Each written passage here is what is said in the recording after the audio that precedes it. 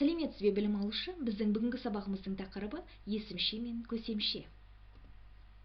Есімше септеліп, тәуелденіп, көптеліп есім сөздердің және жіктеліп етістіктің қызметін атқарады. Есімшенің жұрнақтары ғанген, қанкен, ар-ер-сы, атын, етін, итін, мақ-мек, бақ-бек, бақ-бек. Көсемше іс-әрекеттің жай-күйін білдіріп, пысықтауыш пен баяндауыштың қызметін атқарады.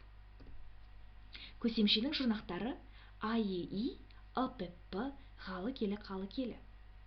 Енді осы орайда, егерде сіз көсемшенің жұрнақтарын жақсы есте сақтағыңыз келсе, мынадай лайфхакпен бөліскім келеді.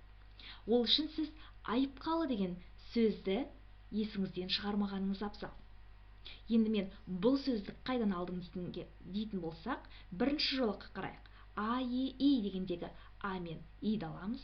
Екінші жолақта ы-пі-пі дегенде ып жұрнағын аламыз. Үшінші жолақтағы ғалы-келі, қалы-келі жұрнақтарының қалы деген жұрнағын аламыз. Сонда бізде айыпқалы деген сөз шықты.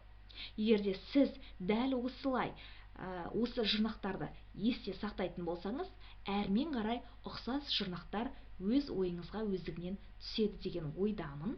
Егерде осы ақпарат сізге пайдалы болса, ұнаса, біз қуаныштымыз.